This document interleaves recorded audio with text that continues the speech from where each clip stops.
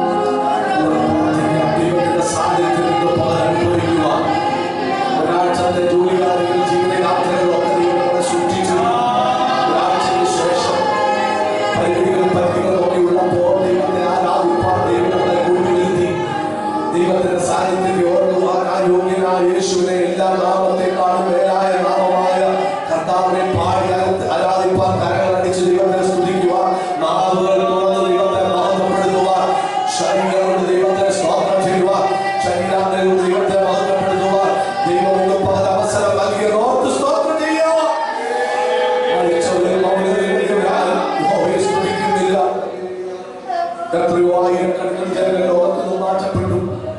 ഒരു പ്രാവശ്യം ദൈവത്തെ ആരാധിപ്പാൻ അവസരം നൽകി. ഒരവസരം ദൈവം നമുക്ക് നൽകി തന്ന എല്ലാ ആഴ്ചകളും നാം ഇത് പറയുന്നതാണ്. ഇന്നത്തെ ദിവസം വിലപ്പെട്ടതാണ്. ഇന്നത്തെ ദിവസം നമുക്ക് ഏറ്റവും ദൈവം പ്രധാനപ്പെട്ട തന്നതാണ്. ഇന്ന് ഭഗവാൻ ദൈവത്തെ സ്തോത്രം ചെയ്യുവാൻ ഭാഗ്യം ലഭിച്ചല്ലോ. അനേകം നാവുകൾ ചലിപ്പിക്കുവാൻ കഴിയാതെ, കൈകാലുകൾ ചലിപ്പിക്കാൻ കഴിയാതെ, ശരീരം കിടക്കുവാൻ കഴിയാതെ ഹോസ്പിറ്റലിൽ ബെഡുകളിലൊക്കെ കിടക്കുമ്പോൾ ദൈവം നമുക്ക് ആരുടെയും സഹായം കൂടാതെ ആരാധനാലയത്തിൽ വന്ന് ദൈവത്തിന്റെ നാമത്തെ പ്രകീർത്തിക്കുവാൻ, ഉയർത്തുവാൻ സർവശക്തനായ ദൈവം നമുക്കൊരു അവസരങ്ങൾ ഒരുക്കി തന്നതോ എല്ലാ മഹത്വവും ദൈവത്തിന് അർപ്പിക്കാം. സ്വന്തം കഴിവല്ല, സ്വന്തം പിടിക്കല്ല, സ്വന്തമായ ഒരു ജ്ഞാനത്തിന്റെ കൂടുതലല്ല. എല്ലാം ദൈവത്തിന്റെ ദാനം, ദൈവത്തിന്റെ കരുണ, ദൈവത്തിന്റെ വിശ്വസ്തത. സർവശക്തൻ നമ്മെ ഓർത്തു, നമ്മുടെ താഴ്ചയിൽ നമ്മെ ഓർത്തവന് അവന്റെ ദയ എന്നേക്കുമുള്ളത്. അതുകൊണ്ട് ഞാൻ യഹോവയെ എല്ലാ കാലത്തും വാഴ്ത്തും, അവന്റെ സ്തുതി എപ്പോഴും എന്റെ നാവിന്മേൽ ഇരിക്കും. ദൈവത്തിന്റെ വചനത്തിലൂടെ പോലെ വിശ്വസിച്ചുകൊണ്ട് എന്റെ ഭവന കർത്താവേ, എന്നെ അനുഗ്രഹിക്കണമേ, എന്നെ സ്പർശിക്കണമേ, എന്നോട് സംസാരിക്കണമേ, എന്നെ ബലപ്പെടുത്തണമേ, എന്റെ ശരീരത്തിന് ബലം തരണമേ, എന്റെ മനസ്സിന് പുതിയ കുടുംബം നൽകണമേ, എന്നോട് ദൈവം ഇടപെടണമേ. എന്നോട് ഇന്ന് പകലിന്റെ ഹൃദയത്തിലെ നിലവാരങ്ങൾ കണ്ട് പരിശുദ്ധാത്മാവ് എന്നോട് സംസാരിക്കണമേ. എത്ര പേർക്ക് പ്രാർത്ഥിക്കുവാൻ കഴിയും? നാം കാഴ്ചക്കാരായി വന്നവരല്ല, ഇവിടെ ആരെയും കാണാൻ വന്നവരല്ല, ദൈവത്തെ കാണാൻ വന്നവരാണ്, ദൈവത്തിന്റെ മുഖം ദർശിപ്പാൻ വന്നവരാണ്. അവങ്കിലേക്ക് നോക്കിയവർ പ്രകാശിതരായി അവരുടെ മുഖം ലജ്ജിച്ചു പോയില്ല. ആ ദൈവത്തിന്റെ മുഖത്തേക്ക് നോക്കാം. നമുക്ക് ദൈവത്തോട് പ്രാർത്ഥിക്കാം. ഇത് പറഞ്ഞു നടക്കുന്ന ശുശ്രൂഷകൾ അനുഗ്രഹമായി നടക്കുവാൻ നമുക്ക് ദൈവത്തോട് പ്രാർത്ഥിക്കാം. സംഭവബഹുലമായ ദിനങ്ങൾ കടന്നു പോയപ്പോൾ അതിൽ നിന്ന് പെടാതെ ദൈവം നമ്മെ സൂക്ഷിച്ചു, ദൈവം നമ്മെ പരിപാലിച്ചു. ദൈവത്തിന്റെ വിശ്വസ്ത സംരക്ഷണ കരുതലുകൾ ജീവിതത്തിൽ അനുഭവിപ്പാൻ ദൈവം അവസരം നൽകി തന്നു. എല്ലാ നല്ല ദാനങ്ങളെ ഓർത്തുകൊണ്ട് കർത്താവിന്റെ വീണ്ടെടുപ്പിനെ ഓർത്ത്, ദൈവ സ്നേഹത്തെ ഓർത്ത് നമുക്ക് സ്തോത്രം ചെയ്ത് ദൈവത്തോട് പ്രാർത്ഥിക്കാം. നമ്മുടെ ദൈവദാസന്മാർ, നമ്മുടെ കുഞ്ഞുങ്ങൾ, നമ്മുടെ പ്രായമുള്ളവരൊക്കെ ഉണ്ട്, ശരീരത്തിൽ സുഖമില്ലാതിരിക്കുന്ന പല പ്രിയപ്പെട്ടവരുണ്ട്. അവർക്ക് സൗഖ്യം കൊടുക്കട്ടെ, ദൈവം ബലപ്പെടുത്തട്ടെ. ഈ ആരാധനയ്ക്ക് പരിമിതികൾ മൂലം വരുവാൻ കഴിയാത്ത പ്രിയപ്പെട്ടവരുണ്ട്. ഭവനത്തിലായിരിക്കുന്ന എല്ലാ പ്രായമുള്ള മാതാപിതാക്കന്മാരെയും കുഞ്ഞുങ്ങളെയും കർത്താവ് അനുഗ്രഹിക്കട്ടെ. ഇന്ന് പകരം സാധാരണ ചിലർ ശാരീരികമായ ക്ലേശത്തോടായിരിക്കുന്നു. പിന്നീട് പ്രാർത്ഥനാ സമയത്ത് അവർക്ക് വേണ്ടി പ്രാർത്ഥിക്കും. അവർക്ക് വേണ്ടി എല്ലാം നമ്മൾ പ്രാർത്ഥിക്കാം. ദൈവം സൗഖ്യവും ആരോഗ്യവും ബലങ്ങൾക്ക് കൊടുക്കട്ടെ, ദൈവം സഹായിക്കട്ടെ. അതേമാതിരി ജനങ്ങളുടെ ഭാഗത്തുനിന്ന് കുഞ്ഞുങ്ങളുടെ ഭാഗത്തുള്ള പ്രാർത്ഥനയ്ക്ക് ശേഷം ഓരോരുത്തരായി പ്രായമുള്ള ദൈവമക്കൾക്ക് പ്രാർത്ഥിക്കാം. ദൈവം സഹായിക്കട്ടെ. ഇത് പകരം ദൈവസന്നിധി നമുക്കായിരിക്കുമ്പോൾ സ്തോത്രത്തോടെ ദൈവത്തോട് പ്രാർത്ഥിക്കാം. ദൈവം നമ്മെ അനുഗ്രഹിക്കട്ടെ. പ്രാർത്ഥിക്കാം. സ്തോത്രം, സ്തോത്രം, സ്തോത്രം, സ്തോത്രം, സ്തോത്രം, സ്തോത്രം.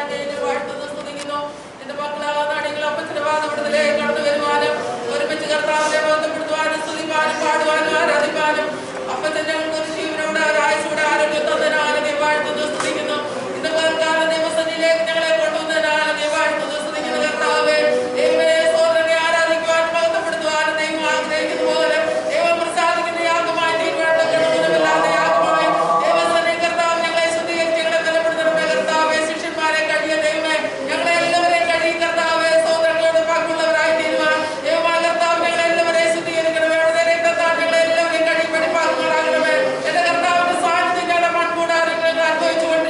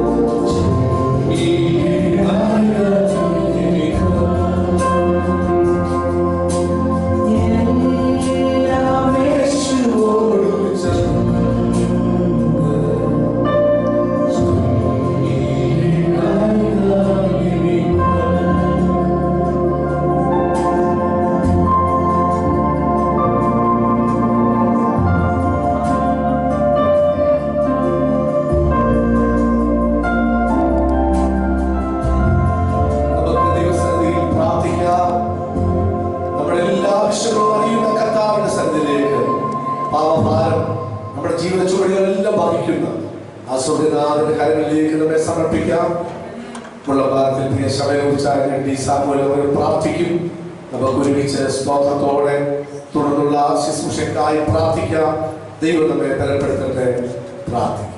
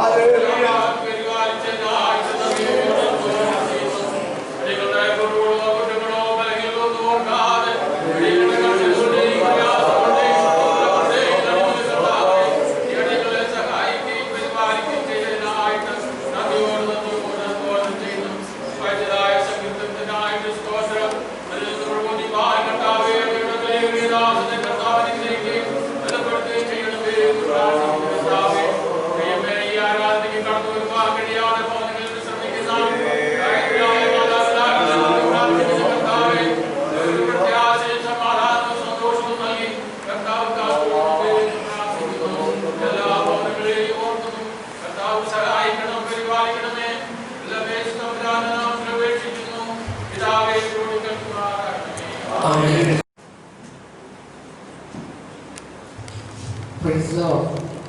Hallelujah. ദൈവത്തിന്റെ പരിശുദ്ധ നാമം വിശുദ്ധകാലം വീണ്ടും വാഴ്ത്തപ്പെടുമാറാകട്ടെ. ഇപ്രകാരം നമുക്ക് ഒരുമിച്ച് ദൈവപാദപീഠത്തിലേക്ക് കടന്നു വരുവാനും വലിയവനായ ദൈവത്തെ ആത്മാവിലും സത്യത്തിലും ആരാധിപ്പാൻ സ്വർഗ്ഗത്തിലെ ദൈവം ഒരിക്കൽ സാവകാശമായ സ്തോത്രം ചെയ്യുന്നു. പ്രത്യേകിച്ച് ഏതെങ്കിലും ദുഷ്ടമായിരിക്കുന്ന ദേവദാസന്മാർ മറ്റുള്ള മാതാപിതാക്കൾ കുഞ്ഞുങ്ങൾ ദൈവമായ യേശുക്രിസ്തുവിന്റെ നാമത്തിൽ സ്നേഹവന്ദനത്തെ ആദ്യമായിട്ട് അറിയിക്കുകയാണ്. സംഭവങ്ങളെ കൊണ്ട് നിറഞ്ഞ ഓരോ ദിവസവും കടന്നു പോയിക്കൊണ്ടിരിക്കുക. ആദ്യമൊക്കെ നമ്മളൊക്കെ ചിന്തിച്ചു കഴിഞ്ഞാൽ നമുക്ക് ഇപ്രകാരം പറയാം, കഥാവെ ഈ പകർച്ചവ്യാധി ഒന്നും ഇങ്ങോട്ട് കടന്നു വരല്ലേ, അല്ലെങ്കിൽ നമുക്കൊന്നും അഫക്റ്റ് ചെയ്യരുത് എന്നൊക്കെയാണ് പ്രാർത്ഥന. പക്ഷെ ഓരോ ദിവസവും കഴിയത്തോറും നമ്മുടെ മുമ്പിൽ ഒത്തിരി ചോദ്യങ്ങൾ വന്നില്ലേ? എന്തുകൊണ്ട് സംഭവിക്കുന്നു? എന്തുകൊണ്ട് ദൈവമക്കൾക്ക് സംഭവിക്കുന്നു? അല്ലെങ്കിൽ ഈ ലോകത്തിൽ എന്തുകൊണ്ട് സംഭവിക്കുന്നു? പക്ഷെ എന്ന് പറയണി കഥാവ് എന്നോട് സംസാരിച്ചത് പ്രകാരമാണ്. നാം ഈ ലോകത്തിലായിരിക്കുമ്പോൾ കഷ്ടതകളുണ്ട്. കഷ്ടതയില്ലാത്ത ലോകമല്ല നമ്മളുള്ളത്, മറിച്ച് രോഗമുള്ളത്, പ്രയാസമുള്ളത്, ദുഃഖമുള്ളത്, നിന്ദയുള്ളത്, പരിഹാസമുള്ളത്, ഇതൊക്കെ നിറഞ്ഞ ഒരു ലോകത്തിലാണ് നാം ആയിരിക്കുന്നത്. ഇന്ന് പറയാൻ ദൈവത്തിന് പറയുവാനുള്ളത്, ഈ പ്രതികൂലത്തിന്റെ മധ്യത്തിൽ ഞാൻ ലോകക്കാരോടുകൂടെ ചേർന്ന് വിഷമിച്ച് നടക്കുവാനാണ് കർത്താവ് ആഗ്രഹിക്കുന്നത്. മറിച്ച് യഹോവയെ കാത്തിരിക്കുന്നവൻ അവൻ ശക്തിയെ കുറയ്ക്കുവാനല്ല, മറിച്ച് ശക്തിയെ പുതുക്കി കഴുകന്മാരെ പോലെ ചിറകടിച്ച് താഴോട്ട് പറക്കുകയല്ല, മറിച്ച് ഉയരങ്ങളിലേക്ക് പറക്കുന്ന ഒരു സ്ഥിതിയിലേക്ക് നാം കടന്നു വരണം. കർത്താവ് ആഗ്രഹിക്കുന്നത് അത് തന്നെയാണ്. നാം ദൈവത്തിന്റെ പാദപീഠത്തിൽ വരുമ്പോൾ ഒരു വ്യക്തി, ഒരു ദേവദാസൻ ഇവിടെ നിന്ന് ആരാധിക്കുവാനോ പുകഴ്ത്തുവാനോ സ്തുതിക്കുവാനോ ഒക്കെ പറയുമ്പോൾ ചെയ്യുകയല്ല, മറിച്ച് ആരാധനയ്ക്ക് മുമ്പ് ദേവദാസൻ പ്രാർത്ഥിച്ചതുപോലെ ഇപ്രകാരം പറഞ്ഞു, എന്താ ആദ്യ കാലഘട്ടങ്ങളിൽ യാഗം കഴിക്കണമായിരുന്നു. ഓരോ പാപം ചെയ്യുമ്പോഴും അതിൻ്റെതായിട്ടുള്ള യാഗ വഴിപാടുകളായിരുന്നു പഴയ നിയമത്തിൽ കണ്ടത്. പക്ഷെ അതിനൊക്കെ ഒരു തിരശ്ശീല വീഴ്ചക്കൊണ്ട് അരുമനാഥൻ നമുക്ക് വേണ്ടി തന്റെ അവസാനത്തെ തുള്ളി രക്തവും ചെയ്തി തന്നുകയും ഇന്ന് പകൽക്കാലം നാം ആയിരിക്കുമ്പോൾ നാം ചിന്തിക്കണം, നാം വെറുതെ വന്നവരല്ല, മറിച്ച് നമ്മുടെ ജീവന് വേണ്ടി, നമ്മുടെ പ്രാണന് വേണ്ടി നരകത്തിൽ നിന്ന് നമ്മളെ വിളിച്ചു വേർതിരിച്ചത് മറ്റൊന്നിനു വേണ്ടിയല്ല, തന്റെ ദൈവത്തെ, വിശുദ്ധനായ കർത്താവിനെ പരിശുദ്ധനായ ദൈവത്തെ സ്തുതിക്കുവാനുള്ള ഒരു അധികാരം നമ്മളിൽ പകർന്നിട്ടുണ്ട്. ദൈവമേ, ഇന്ന് പകർക്കാലം അതുപോലെ ആയിരിക്കണം. നാം ഇവിടെ ആയിരിക്കുമ്പോൾ ഒന്ന് പുറകോട്ട് ചിന്തിച്ച് നോക്കിക്കേ. ഒരു യോഗ്യതയുമില്ലായിരുന്നു. ഞാൻ എന്നെയാ പറയുന്നത്, ജോബിനെയാ പറയുന്നത്. ഒരു യോഗ്യതയുമില്ലാത്ത ജോബിനെ ദൈവം തിരഞ്ഞെടുത്തു. ജോബിനെ തിരഞ്ഞെടുത്തല്ല, മറിച്ച് ദൈവം തിരഞ്ഞെടുത്തു. ഇന്ന് പകൽക്കാലം എത്രയോ ശ്രേഷ്ഠതകൾ സ്വർഗത്തിലെ ദൈവം നമുക്ക് നൽകിയില്ലേ? എത്രയോ നന്മകൾ ദൈവം നമുക്ക് നൽകിയില്ലേ? പലപ്പോഴും നാം ദൈവത്തിന്റെ സന്നിധിയിൽ കടന്നു വരുമ്പോൾ മൗനമായി പോകാറില്ലേ? പക്ഷെ നമ്മുടെ കഥാവ് നമ്മുടെ വിഷയത്തിന്മേൽ മൗനമായി ഇരുന്നിട്ടുണ്ടോ? ഇല്ല. നാം കരയുന്നതിന് മുമ്പ്, നാം നിലവിളിക്കുന്നതിന് മുമ്പ് അതിന്റെ മധ്യത്തിൽ അത്ഭുതം പ്രവർത്തിക്കാൻ ശക്തനായ ഒരു ദൈവത്തെയാണ് നാം വിളിക്കുന്നത്. ഇന്ന് പകരം നാം ഓർത്തോണം, നാം ദൈവത്തെ ആരാധിച്ചാൽ നമ്മുടെ ഐഡന്റിറ്റിക്ക് കുറവ് സംഭവിക്കത്തില്ല. നാം ദൈവത്തെ സ്തുതിച്ചാൽ നമ്മുടെ ഐഡന്റിറ്റിക്ക് കുറവ് വരത്തില്ല. എങ്ങനെ നമുക്ക് ലഭിച്ചത് ഈ ഐഡന്റിറ്റിക്ക്? നമ്മുടെ കർത്താവ് നമ്മെ സ്നേഹിച്ചത് കൊണ്ടല്ലേ ഇന്നും നിലനിൽക്കുന്നത്. നാം വാഹനത്തിൽ യാത്ര ചെയ്തവരാ, നാം റോഡിന്റെ അരികിലൂടെ യാത്ര ചെയ്തവരാ, നാം പല സ്ഥലങ്ങളിൽ പോയവരല്ലേ. പക്ഷെ ഇതിന്റെ മധ്യത്തിൽ അപകടത്തിൽ പെടാതെ, അപകടത്തിൽ പെട്ടിട്ടുണ്ടെങ്കിലും അവിടെ നിന്ന് നമ്മെ വിളിച്ചു വേർതിരിച്ചത് മറ്റാരുമല്ല, നമ്മുടെ കർത്താവിന്റെ സ്നേഹം ഒന്ന് മാത്രമാണ്. ഇന്ന് നാം പാടിയ പാട്ടിനാണെല്ലാം അത് തന്നെയല്ലേ വർണ്ണിക്കുന്നത്. എന്ത് ഭാരമുണ്ടോ? നമ്മളോട് പാട്ടുകാരൻ ചോദിക്കുക. ഇവിടെ വന്നിരിക്കുന്നത് മാതാവേ, പിതാവേ, ഞാനൊന്ന് ചോദിച്ചോട്ടെ, ആരെങ്കിലും സന്തോഷത്തോടെ കടന്നു വന്നിട്ടുണ്ടോ? നാളെ പറ്റി ഒരു വിചാരം നമ്മുടെ ഹൃദയത്തിലില്ലേ? എങ്ങനെ ഞാൻ തീരും? എന്തായി തീരും? എന്റെ മക്കളുടെ ഭാവി എന്തായി തീരും? എന്നൊക്കെ കുറെ ചോദ്യമായിട്ടല്ലേ നാം ദൈവത്തിന്റെ സന്നിധിയിൽ കടന്നു വന്നിട്ടുള്ളത്. അങ്ങനെ ഒരു ചോദ്യം നമ്മുടെ ഉള്ളിൽ ഇല്ല എന്നെങ്കിൽ നാം ദൈവത്തെ വിളിക്കാൻ കടന്നു വരത്തില്ല.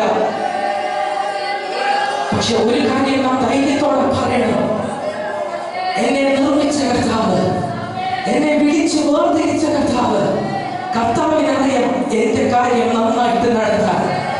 പക്ഷെ കർത്താവ് ഒരു കാര്യം പറയുന്നുണ്ട്, നാം ദൈവത്തെ ആരാധിക്കുന്നുണ്ട്, സ്തുതിക്കുന്നുണ്ട്, പുകഴ്ച കൊടുക്കുന്നുണ്ട്, എല്ലാം ഓക്കെയാണ്. പക്ഷെ കർത്താവ് പറയുന്ന ചില കാര്യങ്ങൾ നാം അനുസരിക്കാറുണ്ടോ? വാക്കിലൂടെ, പ്രവൃത്തിയിലൂടെ, ചിന്തയിലൂടെ നാം ഒന്ന് ഇരുന്ന് ചിന്തിച്ച് നോക്കിക്കേ. എല്ലാ ഞായറാഴ്ചകളിലും കടന്നു വരുമ്പോൾ സങ്കീർത്തന പ്രബോധനമുണ്ടോ? ഉണ്ട്. പാട്ടുണ്ടോ? ഉണ്ട്. ദൈവദാസനിലൂടെ അനുഗ്രഹിക്കപ്പെട്ട മെസ്സേജുകൾ നമ്മൾ കേട്ടുകൊണ്ടിരിക്കുക.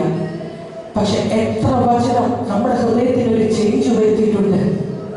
ഒരു കുഞ്ഞ് എഴുന്നേറ്റൊരു വാക്യം പറഞ്ഞാലും അത് നമ്മുടെ ഹൃദയത്തിൽ സ്പർശിച്ചിട്ടുണ്ടെങ്കിൽ അതൊരു അനുഗ്രഹം. അല്ലാതെ നാം ആരാധനയ്ക്ക് കടന്നു വന്നിട്ട് വാഹനമോ വലിയ വീടോ കുറെ വസ്തുക്കളോ ലഭിച്ചത് കൊണ്ടല്ല അനുഗ്രഹം. മറിച്ച് പകലിൽ വന്ന് ഒരു തുള്ളി കണ്ണുനീര് ആ ദൈവത്തിന്റെ പാദപീഠത്തിൽ നിന്ന് ഒഴിക്കുവാൻ കഴിയുന്നുണ്ടെങ്കിൽ അതാ ഏറ്റവും വലുത്. കാരണം അപ്പോഴെങ്കിലും ഒന്ന് ചിന്തിക്കുമല്ലോ, എനിക്ക് വേണ്ടി കർത്താവ് യാഗമായി തീർന്നല്ലോ, എന്ത് ശ്രേഷ്ഠതയാ പറയുവാനുള്ളത്. കഴിഞ്ഞ ആഴ്ച നമ്മൾ വായിച്ച സങ്കീർത്തന ഭാഗമുണ്ട്. എത്ര പേർക്ക് ഓർമ്മയുണ്ട്? ഇവിടെ മഷിയ സങ്കീർത്തനം എന്ന് പറയുമ്പോൾ തന്നെ തിരുവചനത്തിലൂടെ നമ്മളോട് കാണിച്ചു തരുന്ന ഒരു കാര്യമുണ്ട്. എങ്ങനെയാ സൗന്ദര്യമുള്ളത് അല്ലെ? നമ്മുടെ കർത്താവ് സൗന്ദര്യപൂർണ്ണനായിരുന്നു. നമുക്ക് വേണ്ടി തന്റെ അവസാനത്തെ തുള്ളി രക്തം ചിന്തിക്ക് തന്നുവെങ്കിൽ ദൈവമേ, നമ്മുടെ ഹൃദയത്തിൽ വിദ്വേഷമുണ്ടെങ്കിൽ, പകയുണ്ടെങ്കിൽ, പിണക്കമുണ്ടെങ്കിൽ ദൈവത്തോട് ഏറ്റു പറഞ്ഞു, കർത്താവിനോട് ഏറ്റു പറഞ്ഞ് ഉപേക്ഷിക്കരുത്. കാരണം കർത്താവ് നമ്മുടെ അകത്യങ്ങളൊന്നും ഓർമ്മ വെച്ചില്ല. ഇന്നത്തെ സങ്കീർത്തന ഭാഗത്തിലേക്ക് ഞാൻ ഓടി വരികയാണ്. വളരെ ഫെമിലിയറായിട്ടുള്ളൊരു സങ്കീർത്തന പാസല്ലേ. ഒരു കുഞ്ഞു കുട്ടിയോട് ചോദിച്ചാൽ അവര് കാണാതെ പറയും, അല്ലെങ്കിൽ മാതാപിതാക്കൾ കാണാതെ പഠിപ്പിക്കുന്ന ഒരു സങ്കീർത്തനമാണ്. ഒന്നാമത്തെ വാക്യത്തിൽ കാണുകയാണ്, എന്താ? യഹോവ എന്റെ ഇടയനാകുന്നു, എനിക്ക് മുട്ടുണ്ടാകില്ല. ഇവിടെ നാം ആദ്യം തന്നെ തലകെട്ടി കാണും ദാവീദിന്റെ ഒരു സങ്കീർത്തനമാണ്. ദാവീദിന് പറയുവാനുണ്ട്, ഞാൻ രാജാവായി മാറി. ഇതിന്റെ പശ്ചാത്തലം ഒന്ന് നോക്കിയാൽ പലരുടെ ഹൃദയത്തിൽ ഓരോ സംശയങ്ങൾ ഇപ്രകാരം പറയുന്നുണ്ട്. ഒന്ന്, ദാവീദ് ഇടയനായിരിക്കുമ്പോൾ ബാല്യകാലത്തിൽ എഴുതപ്പെട്ടതാണെന്ന് ഒരു കൂട്ടർ പറയുന്നുണ്ട്. ഒരു കൂട്ടർ പറയുന്നത് വാർദ്ധക്യത്തിൽ രാജാവിന്റെ പദവിയിൽ ഇരിക്കുമ്പോൾ താൻ തന്റെ കഴിഞ്ഞ നാളുകളെ ഓർത്തുകൊണ്ട് എഴുതുന്ന ഒരു സങ്കീർത്തനമാണ് 23-ാം സങ്കീർത്തനം. ദൈവത്തിലെ ഇത് നമ്മുടെ ഹൃദയത്തിൽ എത്രത്തോളം തൊട്ടിട്ടുണ്ട് ഈ സങ്കീർത്തനം. ഞാൻ വായിച്ചിട്ടുണ്ട് ഇപ്രകാരം, നിങ്ങളുടെ ഹൃദയത്തിലേക്ക് ഒന്ന് തരിക. ഒന്ന്, യഹോവ എൻ്റെ ഇടയിലാകുന്നു, ജോബിന് മുട്ടുണ്ടാകുകയില്ല. തുടർന്നൊന്ന് വായിച്ചു നോക്കിയേ, പച്ചയായ പുൽപ്പറകളിൽ അവൻ ജോബിനെ കിടത്തുന്നു. എൻ്റെ പേരല്ല നിങ്ങൾ വായിക്കേണ്ടത്, മറിച്ച് നിങ്ങളുടെ പേരൊന്ന് വെച്ച് വായിച്ചു നോക്കിക്കേ. കഷ്ടത വരുമ്പോൾ, പ്രതികൂലം വരുമ്പോൾ, നിന്ദ വരുമ്പോൾ, പ്രയാസം വരുമ്പോൾ നിങ്ങൾക്കൊന്ന് വായിക്കുവാൻ കഴിയുമോ? സ്വസ്ഥതയുള്ള വെള്ളത്തിനരികിൽ ജോബിനെ നടത്തുന്നു, ജോബിന്റെ പ്രാണനെ അവൾ തണുപ്പിക്കുന്നു. തിരുനാമം നിമിത്തം ജോബിനെ നീതിപാതയിലൂടെ നടത്തുന്നു. താഴ്വരയിൽ കൂടി നടന്നാലും ജോബിനൊരു അനർത്ഥവും ഭയപ്പെടുകയില്ല. നീ ജോബിനോട് കൂടെ ഇരിക്കുന്നുവല്ലോ, നിന്റെ വടിയെക്കോലും ജോബിനെ ആശ്വസിപ്പിക്കും. ജോബിന്റെ ശത്രുക്കൾക്കാകെ ജോബിനെ വിരുദ്ധൊരുക്കും. ജോബിന്റെ തലയെ എണ്ണ കൊണ്ട് അഭിഷേകം ചെയ്യും. ജോബിന്റെ പാനപാത്രം നിറഞ്ഞു കവിയും. നന്മയും കരുണയും ജോബിന്റെ ആയുഷ്കാലമൊക്കെയും പിന്തുടരും. ജോബിന്റെ യഹോവയുടെ ആലയത്തിൽ ദീർഘകാലം വസിക്കും. എത്ര മനോഹരമാണ്! സങ്കീർത്തനക്കാരന്മാർ പറയുന്നുണ്ട് ഇതൊരു വാനമ്പാടി സങ്കീർത്തനമാണെന്ന്. ഏത് സമയത്തും പറയുവാനുള്ളതല്ലേ? ഇവിടെ ഇരിക്കുന്ന ഒരാൾക്ക് പോലും ഈ സങ്കീർത്തനം അറിയാത്തവരില്ല. കൊച്ചു കുഞ്ഞിനോട് ചോദിച്ചാലും അവരും പറയും. പക്ഷെ ഇത് പറയുന്നതിന് മുമ്പ് ഒന്ന് ചിന്തിക്കണം, ഇതിലെ ഉള്ളടക്കം ആരോടാണ് പറയുന്നത്? 22-ാം സങ്കീർത്തനത്തിൽ ഇപ്രകാരം പറയുന്നുണ്ട്, യഹോവ നല്ല ഇടയനാണ്. 22-ാം സങ്കീർത്തനത്തിൽ പറയുന്നത് യഹോവ നല്ല ഇടയൻ. 23-ാം സങ്കീർത്തനത്തിൽ പറയുന്നത് യഹോവ വലിയ ഇടയൻ. നല്ല ഇടയന്റെ കാര്യം പറയുന്നത് യോഹന്നാൻ 10:11 പറയുന്നുണ്ട്, ഞാൻ നല്ല ഇടയനാകുന്നു, നല്ല ഇടയൻ തന്റെ ആടുകൾക്ക് വേണ്ടി ജീവനെ നൽകുന്നു. 22-ാം സങ്കീർത്തനം നാം നോക്കുമ്പോൾ ഒരു നല്ല ഇടയനായ ക്രിസ്തു നമുക്ക് വേണ്ടി, ലോകത്തിന് വേണ്ടി തന്റെ ജീവനെ നൽകുന്നതാണ് കാണിക്കുന്നത്. 23-ാം സങ്കീർത്തനത്തിലേക്ക് കടന്നു വരുമ്പോൾ ഇവിടെ പറയുന്നത് വലിയ ഇടയനെ പറ്റി. അത് പറയുന്നത് എബ്രായലേഖനം അതിന്റെ 13-ാം അധ്യായം 20-ാമത്തെ വാക്യത്തിൽ പറയുന്നുണ്ട്, നിത്യ നിയമത്തിന്റെ വ്യക്തത ആടുകളുടെ വലിയ ഇടയനായ യേശു കർത്താവ്. ഇന്ന് പകൽക്കാലം നമ്മുടെ ഹൃദയത്തിൽ പറയണം, വലിയ ഇടയനായ യേശു കർത്താവ്. ആരാ വലിയ ഇടയനായ യേശു കർത്താവ്? ഒന്നാമത് പറയുന്നു യഹോവ എന്റെ ഇടയനാകുന്നു. അവിടെ കൊണ്ട് അവസാനിക്കുകയില്ല. 24-ാമത്തെ സങ്കീർത്തനത്തിൽ വരുമ്പോൾ ഇപ്രകാരം പറയുന്നുണ്ട്, യഹോവ ശ്രേഷ്ഠനായ ദൈവം. അത് കാണുന്നത് 1 പത്രോസ് 5-ാം അധ്യായം 4-ൽ പറയുന്നുണ്ട്, യഹോവ ശ്രേഷ്ഠനായ ഇടയനാണെന്ന് അവിടെ വെളിപ്പെടുത്തുന്നു. അപ്പൊ ദൈവബന്ധത്തിലെ ഈ 3 സങ്കീർത്തനവും ഏകദേശം തുലനം ചെയ്യുവാൻ കഴിയും. മഷികയെ സങ്കീർത്തനത്തെ നമുക്ക് വേണമെങ്കിൽ ഉൾപ്പെടുത്തുവാൻ കഴിയും. എന്താ പറയുന്നത്? 1 പറയുന്നു നല്ല ഇടയനായ ക്രിസ്തു. 2 പറയുന്നു ശ്രേഷ്ഠനായ, വലിയ ശ്രേഷ്ഠനായ ക്രിസ്തു. 3 പറയുന്നു വലിയവനായ ഇടയൻ. ഇന്ന് പകൽക്കാലം അത് നമ്മുടെ ഹൃദയത്തിലോട്ട് ഒന്ന് പറയുവാൻ കഴിയുമോ? 1 നല്ല ഇടയനായ കർത്താവ്, 2 വലിയ ഇടയനായ കർത്താവ്, 3 ശ്രേഷ്ഠനായ കർത്താവ്. ഇന്ന് പകൽക്കാലം നമ്മുടെ കർത്താവിനെ ഇവിടെ വെളിപ്പെടുത്തി കാണിക്കുകയാണ്. വീണ്ടും 23-ാം സങ്കീർത്തനത്തിലേക്ക് നമ്മുടെ കണ്ണുകളെ ഓടിക്കുമ്പോൾ വീണ്ടും കാണുന്നുണ്ട്, അതിനെ 3ആയിട്ട് തരംതിരിക്കുന്നുണ്ട്. 6 വാക്യമാണ് നൽകിയിരിക്കുന്നത്. 1-ാമത്തെ വാക്യം 1-2 വാക്യം നാം നോക്കുമ്പോൾ ഇപ്രകാരം പറയുന്നുണ്ട്, നല്ല ഇടയനാകുന്ന യഹോവയെ പറ്റി അവിടെ വെളിപ്പെടുത്തുന്നുണ്ട്. 2-ാമത് നോക്കുമ്പോൾ ഇപ്രകാരം പറയുന്നു, 3-4 വാക്യങ്ങൾ വായിക്കുമ്പോൾ ഇപ്രകാരം കഴിയുന്നു, വഴികാട്ടിയാകുന്ന യഹോവ. 3-ാമത്തേത് ഇപ്രകാരം പറയുന്നുണ്ട്, കൂട്ടിക്കൊണ്ടുപോകുന്ന യഹോവ.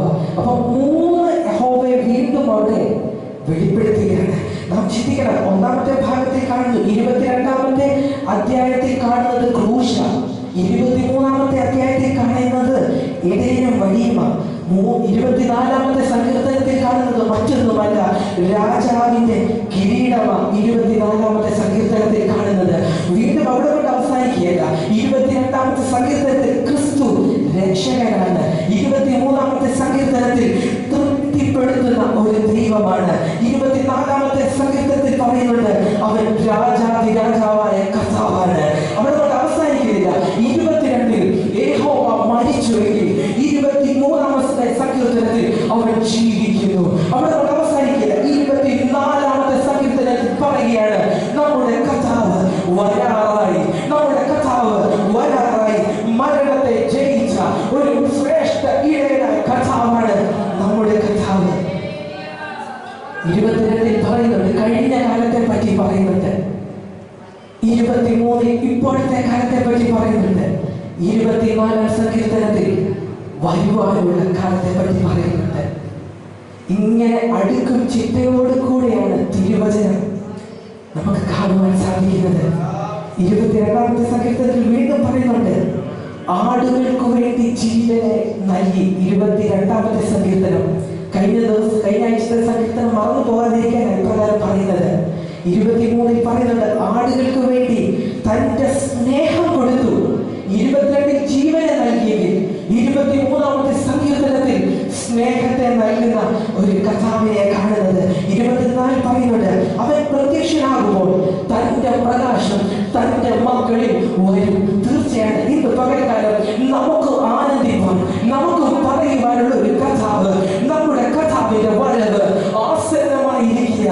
എനിക്കൊന്നേ പറയുവാനുള്ളൂ, ഇവിടെ ഒന്നും നേടിയില്ലെങ്കിലും, ഇവിടെ ഒരു വാടക വീട്ടിലാണെങ്കിലും, ഇവിടെ വാഹനമൊന്നും ലഭിച്ചില്ലെങ്കിലും, ഇവിടെ പട്ടിണിയാണെങ്കിലും ഒരു കാര്യം എനിക്ക് സന്തോഷത്തോടെ പറയുവാൻ കഴിയണം, ഉറപ്പോടെ പറയുവാൻ കഴിയണം, എന്റെ കർത്താവ് വരുമ്പോൾ ഞാൻ കൈവിടപ്പെട്ടു പോകുവാൻ ഇടവരല്ലേ. പൗലോസ് പറയുന്ന ഒരു കാര്യമുണ്ട്, വല്ല വിധേനെ കർത്താവിന്റെ വരവിൽ എടുക്കപ്പെടണം. പൗലോസിന്റെ പദവി എന്തുണ്ട്? നമ്മുടെ പദവി എന്തുണ്ട്? ഓരോ ദിവസവും നാം ചിന്തിക്കുന്നത്, ഓരോ ദിവസവും നാം പറയുന്നത് എത്രത്തോളമാണ് ദൈവത്തിന് ഹിതമാകുന്നത്. അവിടെ പൗലോസ് പറയുകയാണ് വല്ല വിധേനയും അങ്ങയുടെ വരവിൽ എനിക്ക് എടുക്കപ്പെടണം. ഇന്ന് പകൽക്കാലം നമ്മുടെ ഹൃദയത്തിൽ ഒരു ധൈര്യം വരണം. എന്താ? എന്റെ കർത്താവ് മരണത്തെ ജയിച്ചൊരു കർത്താവ്, എന്റെ കർത്താവ് ഇന്നും എനിക്ക് വേണ്ടി ജീവിക്കുന്ന കർത്താവ്, എന്റെ കർത്താവ് എനിക്ക് വേണ്ടി ദൈവത്തോട് പക്ഷപാതം ചെയ്തുകൊണ്ടിരിക്കുന്ന ഒരു കർത്താവ്. ഇവിടെ സങ്കീർത്തനക്കാരൻ പറയുന്നുണ്ട് യഹോവ എന്റെ ഇടയനാകുന്നു. യഹോവ മറ്റാരുടെ ഇടയനല്ല. അവൻ രുചിച്ചറിഞ്ഞ ദാവീദ് രുചിച്ചറിഞ്ഞ ഒരു കാര്യമുണ്ട്. കഴിഞ്ഞ നാളുകളിൽ ഞാൻ ആടുകളെ കൊണ്ട് മേച്ചിൽ പുറത്തിലൂടെ യാത്ര ചെയ്യുമ്പോൾ എന്റെ കർത്താവ് എനിക്ക് പരിചയമായി തീർന്നത്. എന്റെ അപ്പം വന്നില്ല, എന്റെ അമ്മ വന്നില്ല, എന്റെ സഹോദരങ്ങൾ വന്നില്ല. പക്ഷെ ഞാൻ ഒന്നറിയുന്നു, കഴിഞ്ഞ നാളുകളിൽ ദുർഘട മേളുകൾ, പ്രതികൂല മേളുകൾ, പ്രയാസ മേളുകൾ എന്റെ ജീവിതത്തിൽ ആഞ്ഞടിച്ചപ്പോൾ ഒന്ന് ഞാൻ രുചിച്ചറിയുന്നുണ്ട്. ഇവിടെ ആയിരിക്കുന്നത്, ഈ പദവിയിലായിരിക്കുന്നത് മറ്റൊന്നുമല്ല, അത് എന്റെ ദൈവത്തിന്റെ കരുതലെന്ന് മാത്രമാണ്. ഇന്ന് പകൽക്കാലം ദൈവമൈതിനെ ആ ഒരു വിശ്വാസം നമ്മുടെ ജീവിതത്തിലുണ്ടോ? ഈ എഡ്യൂക്കേഷന്റെ ക്വാളിറ്റി കൊണ്ടല്ല ഞാൻ നിൽക്കുന്നത്. എത്രയോ ജനങ്ങൾക്ക് ജോലി ലഭിക്കാതെ വിഷമത്തിലായിരിക്കുന്നു, എത്രയോ പേർക്ക് പഠിക്കുവാൻ കഴിയാതെ ഈ ലോകത്തിലായിരിക്കുന്നു. പക്ഷെ നമ്മൾ ആഗ്രഹിച്ചതും നമ്മൾ നിലച്ചതും അതിലും അത്യന്തപരമായ നന്മകൾ നമ്മുടെ ജീവിതത്തിൽ സ്വർഗത്തിലെ ദൈവം നൽകിയില്ലേ? അതുകൊണ്ട് സങ്കീർത്തനക്കാരൻ മറ്റൊന്നും പറയുവാനില്ല. യഹോവ മറ്റാരുടെയുമല്ല. കാരണം ഞാൻ രുചിച്ചറിഞ്ഞ ഒരു യഹോവയെ എനിക്ക് പുകഴ്ത്താതിരിക്കുവാൻ കഴിയത്തില്ല. അതുകൊണ്ടാണ് ഞാൻ പറയുന്നത് യഹോവ എന്റെ ദൈവമാകുന്നു, യഹോവ എന്റെ ഇടയനാകുന്നു. എനിക്ക് മുണ്ടുണ്ടാകില്ല. ഒരു ദൈവ പൈതലിന് ഒരു പറയുവാൻ കഴിയണമെങ്കിൽ കർത്താവ് ആഗ്രഹിക്കുന്നത് പോലെ ചില കാര്യങ്ങൾ ചെയ്തേ മതിയാകുന്നുള്ളൂ. ദൈവ പൈതൽ എന്ന് പറയുമ്പോൾ തന്നെ നാം ചിന്തിക്കണം, യഹോവയ്ക്ക് ഇഷ്ടമുള്ളതാണോ നാം ചെയ്യുന്നത്? കർത്താവ് മറ്റൊന്നും ചിന്തിക്കുന്നില്ല. ദിനവൃത്താന്തത്തിൽ പറയുന്നുണ്ട് യഹോവ അനുഗ്രഹങ്ങളും നന്മകളും എല്ലാം ചെയ്യുന്ന കർത്താവാണ്. പക്ഷെ ചില നിയമങ്ങളുണ്ട്. എന്താ? ഈ യഹോവയെ സ്തുതിച്ചില്ലെങ്കിൽ പിന്നെ ആർക്കാ നൽകേണ്ടത്? ഒരു അപ്പനും മകനുമുള്ള ഒരു ബന്ധമൊന്ന് ചിന്തിച്ചു നോക്കിക്കേ. അപ്പനെ സ്നേഹിക്കാത്ത മകനാണെങ്കിൽ അപ്പൻ എന്താ ചെയ്തു കൊടുക്കേണ്ടത്? അപ്പനോട് തന്റെ ആവശ്യങ്ങളൊന്നും പറയുന്നില്ലെങ്കിൽ, അപ്പ എന്ന് വിളിക്കുന്നില്ലെങ്കിൽ, ആ അപ്പന്റെ ഉള്ളിൽ എന്തുമാത്രം വേദനയുണ്ട് നമുക്കറിയത്തില്ലായിരിക്കും. പക്ഷെ ഈ ലോകത്തിൽ നോക്കുമ്പോൾ സംഭവങ്ങൾ നമ്മളെ വിളിച്ചു കാണിക്കുന്നത് സ്നേഹം കുറഞ്ഞുകൊണ്ടിരിക്കുകയാണ്. ദൈവമക്കളെ, നാം ആയിരിക്കുന്നവരിടയുണ്ടല്ലോ, സ്നേഹം കുറഞ്ഞുകൊണ്ടിരിക്കുക. മക്കൾക്ക് അപ്പനെ തിരിച്ചറിയുവാൻ കഴിയാതെ പോകുന്നു. കഴിഞ്ഞ ദിവസം പത്രത്തിൽ വന്നതാ, അമ്മയും അപ്പനെയും പ്രായമായി കഴിഞ്ഞപ്പോൾ മുറിക്കുള്ളിൽ അടച്ചിട്ടു, ഒന്നും നൽകാതെ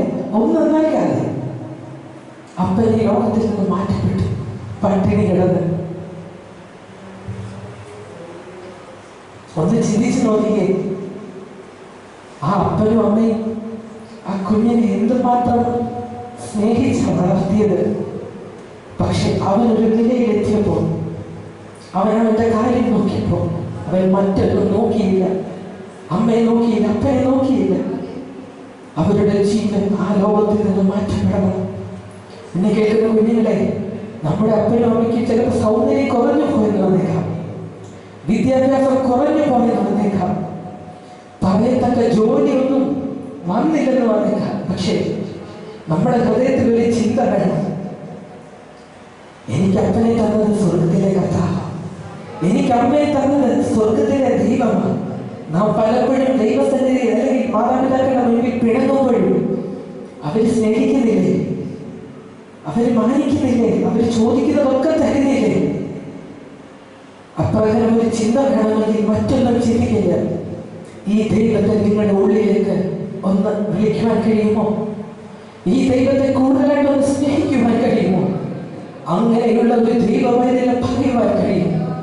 യഹോവ മറ്റാരുടെ ഇടയനല്ല. യഹോവ മറ്റുള്ളവരുടെ, എന്റെ അടുത്തിരിക്കുന്ന ഈ കുഞ്ഞിന്റെ ഇടയനായിട്ട് എനിക്ക് എന്തെങ്കിലും ഗുണമുണ്ടോ? ഇല്ല. യഹോവ ജോബിന്റെ ഇടയനാണെങ്കിലേ ജോബിന് ഗുണമുള്ളൂ. ഇന്ന് പകരം നമുക്ക് പറയുവാൻ കഴിയണം, നമ്മുടെ ആവശ്യം നന്നായിട്ട് അറിയുന്ന ഒരു കർത്താവാണ്. നമ്മുടെ വാക്കിൽ കുറവുകൾ വന്നിട്ടുണ്ട്, ഇതിനെക്കൂടെ ഉൾപ്പെടുത്തിയ നാം ആരും പൂർണ്ണരല്ല. പൂർണ്ണരായിട്ട് ഒരു വ്യക്തിയുള്ളൂ, അത് നാം ആരാധിക്കുന്ന സർവശക്തനായ കർത്താവ് മാത്രമാണ്. ആ കർത്താവിന്റെ ഇടയിൽ മാത്രമേ ഉള്ളൂ സുരക്ഷിതത്വം. തുടർന്നുള്ള ഭാഗത്തിൽ ഇപ്പോഴും ഓടിച്ചു പറയുകയാണ്, എന്റെ പ്രാണനെ അവൻ ധരിപ്പിക്കുന്നു, തിരുനാമം നിമിത്തം എന്നെ നീതിപാതയിൽ നടത്തുന്നു. കൂരിൽ താഴ്വരയിൽ കൂടി നടന്നാലും ഞാൻ ഒരനർത്ഥവും ഭയപ്പെടുകയില്ല. കാരണം കർത്താവിന്റെ വഴി നമ്മെ ആശ്വസിപ്പിക്കുന്ന കർത്താവ്. അപ്പൊ ലോകത്തിലുള്ളതൊന്നും നമുക്കൊരു സമാധാനം തരാത്തപ്പോൾ, ലോകത്തിലുള്ളതൊന്നും നമുക്കൊരു സന്തോഷം നൽകാത്തപ്പോൾ, തിരുവചനത്തിലൂടെ വളരെ വ്യക്തമായിട്ട് പറയുന്നു, നീ മരണത്തിന്റെ താഴ്വരയിലൂടെ സഞ്ചരിച്ചാലും നിഴലിലൂടെ സഞ്ചരിച്ചാലും അവിടെയും ഇറങ്ങി വരാമെന്ന് വാഗ്ദത്തം തന്ന ഒരു പരിമനാഥനായ കർത്താവ് ഇന്ന് പകൽക്കാലം നമ്മുടെ മധ്യത്തിൽ കടന്നു വന്നിട്ടുണ്ട്. ദൈവവേദനെ നമുക്കൊന്ന് പറയുവാൻ കഴിയണം, ഈ ദൈവത്തിന്റെ സാന്നിധ്യം, ഈ ദൈവത്തിന്റെ സുരക്ഷിതത്വം, ഈ ദൈവത്തിന്റെ സ്നേഹം അത് മറ്റാർക്കുമല്ല.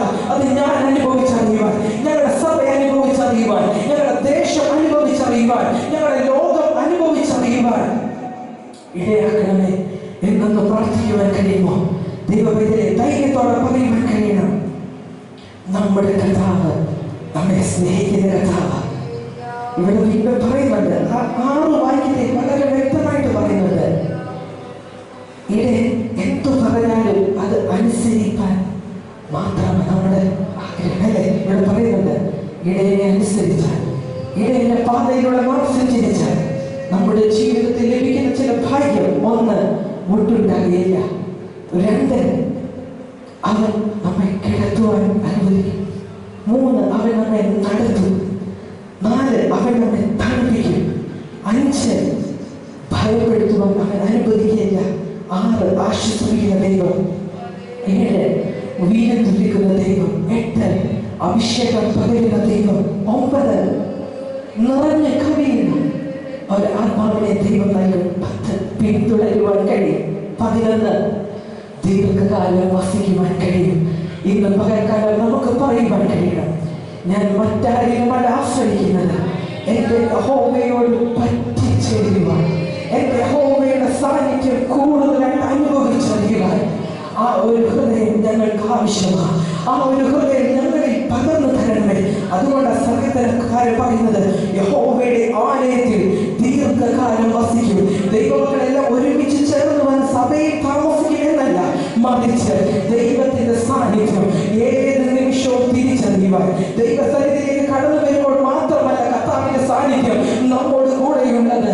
ഏത് സമയത്തും ദൈവ പൈതൽ ആണോ, ആ ദൈവ പൈതലിനോട് കൂടെ ദൈവത്തിന്റെ സാന്നിധ്യം ഉണ്ട്. അതുകൊണ്ട് ഇപ്രകാരം പറയുന്നത്, 2 3 പേർ എന്റെ നാമത്തിൽ എവിടെ കൂടി വരുന്നതൊക്കെയും അവരുടെ മധ്യത്തിൽ ഞാനുണ്ട്. ഞാൻ ഇപ്രകാരം പറയും, എന്താ 1 2 ജോബിലുള്ളപ്പോഴോ മറ്റൊരു ഒരു വ്യക്തി ഉള്ളപ്പോഴോ അവരുടെ മധ്യത്തിലും എന്റെ കർത്താവ് എഴുന്നള്ളി വരും.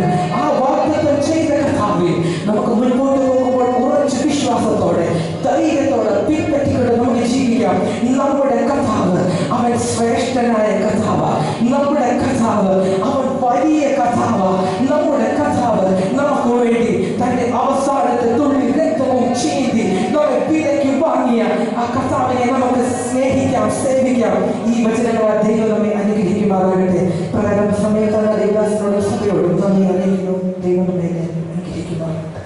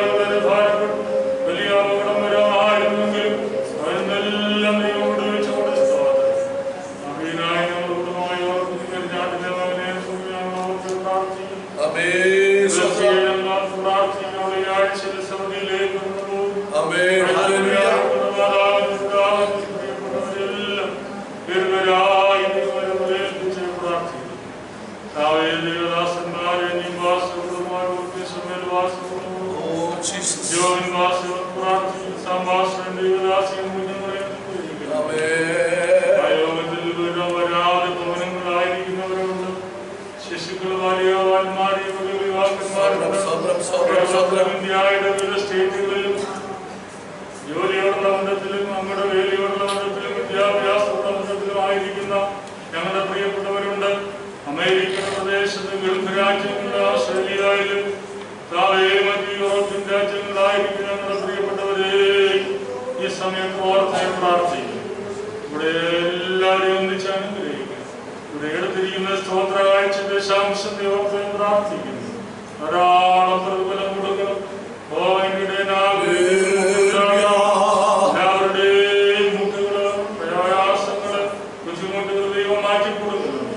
ശ്രദ്ധയോടെ സഹായിച്ചുകൊണ്ട് സ്തോത്രം ചെയ്യുന്നു. തുടർന്നും ദൈവദാസൻ തന്റെ ആലോചനകൾ കേട്ട് അകത്തെ മനുഷ്യനെ സംബന്ധിച്ച ശക്തിയോട് ബലപ്പെട്ട് മടങ്ങി പോകാൻ ഇടയാക്കുന്നു. നന്മകളാൽ നിറച്ചേണ്ട വരുവനെ അമരിക്കേണ്ട സുലമാനവും മൗത്തും അങ്ങേക്ക് അർപ്പിക്കുന്നു. മിശിഹായുടെ നാമത്തിൽ പിതാവേ പ്രാർത്ഥിക്കുന്നു, കേൾക്കുമാറാകണമേ. എല്ലാവരെയും ബലപ്പെടുത്തട്ടെ, സഹായിക്കട്ടെ. ഇന്ന് പകൽ നമുക്ക് ഒരുമിച്ച ദിവസം ഇതിലായിരിക്കാൻ കർത്താവ് കൃപ ചെയ്യുന്നല്ലോ. കർത്താവിന്റെ സാന്നിധ്യം ഇന്ന് അനുഭവിച്ചറിയുവാൻ ദൈവം സഹായിക്കട്ടെ. സമയത്തിന് പരിമിതി മൂലം ഞാൻ ദൈവവചനത്തിലേക്ക് കടക്കുവാൻ ആഗ്രഹിക്കുന്നു. കഴിഞ്ഞ ആഴ്ച നമ്മൾ വായിച്ച ഭാഗത്തോട് ബന്ധപ്പെടുത്തിയാണ് ഇന്നലെ പകൽക്കാലം ദൈവാത്മാവ് സംസാരിക്കാൻ ആഗ്രഹിക്കുന്നത്. സദൃശവാക്യങ്ങൾ 10-ന്റെ 3-ാമത്തെ വാക്യം വായിച്ച് അവസാനിപ്പിച്ച ഭാഗമാണ്. യഹോവ നീതിമാനെ പട്ടിണി കിടത്തുകയില്ല, ദുഷ്ടന്മാരുടെ കൊതിയോ തള്ളിക്കളയുന്നു. യഹോവ നീതിമാനെ പട്ടിണി കിടത്തുകയില്ല, ദുഷ്ടന്മാരുടെ കൊതിയോ തള്ളിക്കളയും. ലൂക്കോസ് സുവിശേഷം 5-ാം അധ്യായം അതിന്റെ 9-ാമത്തെ വാക്യം ആസ്പദമാക്കിയാണ് നമ്മൾ ചിന്തിച്ചത്. അവർക്കുണ്ടായ മീൻപിടുത്തത്തിൽ ശീമോനും അവന്റെ കൂട്ടർക്കും അവന്റെ കൂട്ടുകാർ സംഭ്രമം പിടിച്ചു, ഭയപ്പെട്ടു.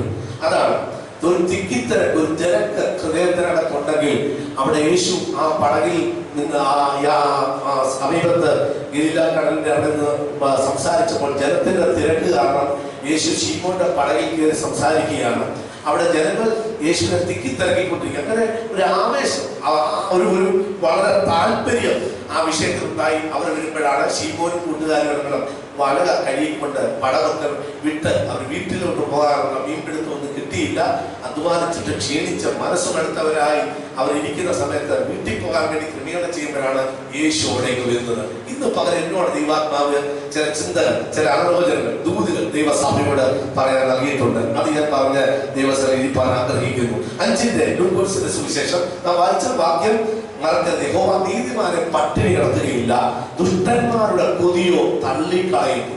ദൈവത്തിന്റെ മക്കൾ ആത്മാർത്ഥമായി ദൈവത്തിന്റെ സന്നിധിയിൽ, അത് ഏത് വിഷയത്തിലാണെങ്കിലും ദൈവഹിത പ്രകാരം ഏത് വിഷയത്തിന് വേണ്ടി പ്രാർത്ഥിച്ചാലും എല്ലാം കിട്ടണമെന്ന് ഞാൻ പറഞ്ഞില്ല, എല്ലാം തരുമെന്ന് ഞാൻ പറയത്തില്ല, എല്ലാം ആഗ്രഹിക്കുന്നത് ലഭിക്കുമെന്ന് പറയുന്നത്. പക്ഷെ ദൈവഹിത പ്രകാരം ഒരു ദൈവത്തിന്റെ പൈതൽ ദൈവം കൊടുക്കാൻ താല്പര്യപ്പെട്ടിട്ടുണ്ടെങ്കിൽ അതിന് എത്ര വലിയ ശക്തമായ കരം തടസ്സമുണ്ടായാലും അവന്റെ മഴി ദൈവം തരാൻ വിശ്വസ്തനാണ്. അത് ഞാൻ വിശ്വസിക്കുന്നുണ്ട്. ലൂക്കോസ് 5-ന്റെ 6-ാമത്തെ വാക്യം ഒന്ന് വായിച്ചു നിൽക്കുകയാണ്. അവർ അങ്ങനെ ചെയ്തപ്പോൾ പെരുത്ത മീൻകൂട്ടം അവരുടെ വലയിൽ കയറി വല കീറാറായി. അവർ അങ്ങനെ ചെയ്തപ്പോൾ കർത്താവ് പറയുന്ന വാക്ക് കേട്ട് അനുസരിക്കണം. അത് ഒന്നാമത്തെ സ്റ്റെപ്പാ. ഞാൻ എന്ത് ചെയ്യണമെന്ന് ഞാൻ തീരുമാനിക്കും, പക്ഷേ ഞാനത് ചെയ്തില്ലെങ്കിൽ അത് നമ്മുടെ ജീവിതത്തിൽ പരാജയമായി തീരും. ദൈവം ആഗ്രഹിക്കുന്നുണ്ട് നമ്മിൽ നിന്നും ചിലത് ലഭിക്കണമെന്നും നമ്മിൽ നിന്നും ചിലത് കാണണമെന്നും ദൈവം ആഗ്രഹിക്കുന്നുണ്ട്. അത് നാം ചെയ്തേ മതിയാകും. ഒരു കൊച്ചു കുഞ്ഞിനെ സൺഡേ സ്കൂളിൽ പോകുമ്പോൾ നമ്മൾ വാക്യം പഠിപ്പിച്ചു വിടുന്നു, അല്ലെങ്കിൽ അവരോട് പറയുന്നു എല്ലാവരും എഴുന്നേറ്റ് പറയണം, പ്രാർത്ഥിക്കണം, അല്ലെങ്കിൽ വാസപ്പച്ചൻ്റെ അടുത്ത് അങ്ങയുടെ അടുത്ത് ചെല്ലണം, കൈവച്ച് അവരോട് നമ്മൾ ചില കാര്യങ്ങളൊക്കെ കുഞ്ഞിനോട് പറഞ്ഞു വിടാറുണ്ട്. അല്ലെങ്കിൽ നമ്മൾ നമ്മുടെ പ്രായമുള്ളവരെ വരുമ്പോൾ നമ്മൾ ദൈവസഭയിൽ ചെയ്യേണ്ട ചില കാര്യങ്ങൾ നമ്മൾ ചെയ്യാറുണ്ട്. അപ്പോൾ ഓരോരുത്തരുടെയും ഉത്തരവാദിത്വത്തെ കുറിച്ച്, ദൈവസന്നിധിയിൽ വരുന്നതിനെ കുറിച്ച് നമ്മളൊക്കെ ബോധവാന്മാരാണ്, നമുക്കൊക്കെ അറിവുള്ളതാണ്.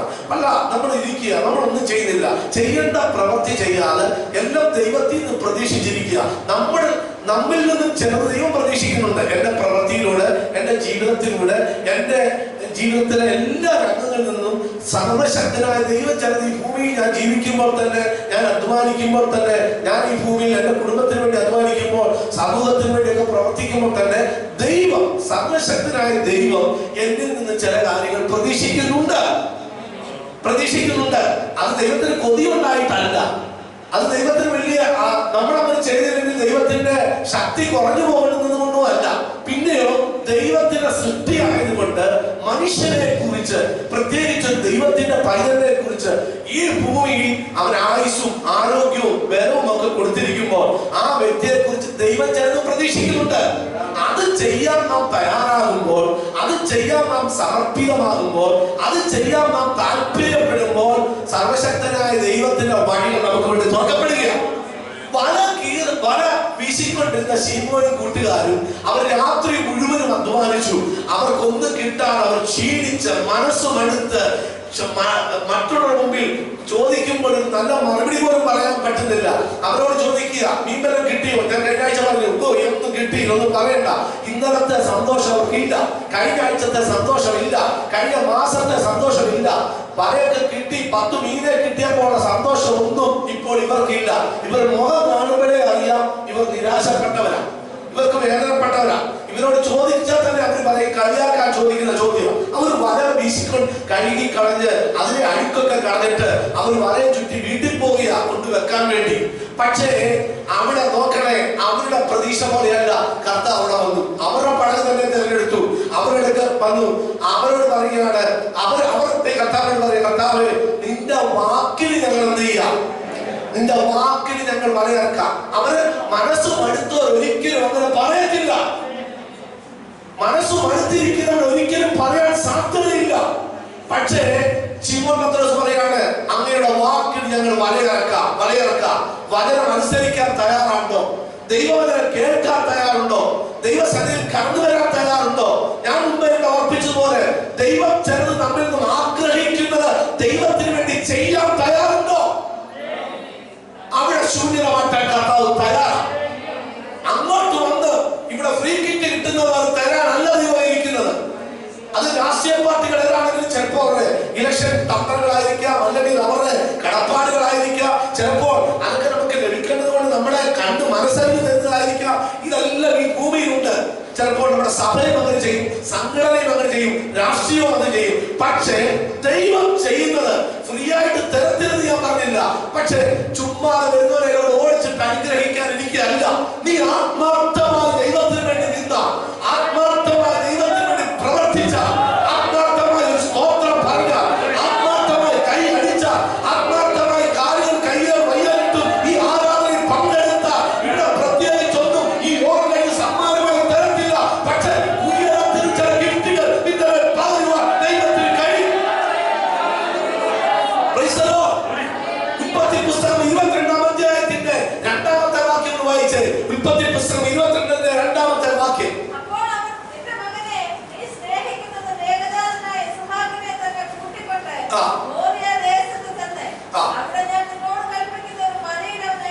മതി, നിന്റെ മകനെ നീ സ്നേഹിക്കുന്ന ഏകജാതനായ ഇസഹാക്കിനെ തന്നെ ഭാര്യയെ കൊണ്ടുപോകാൻ പറഞ്ഞില്ല.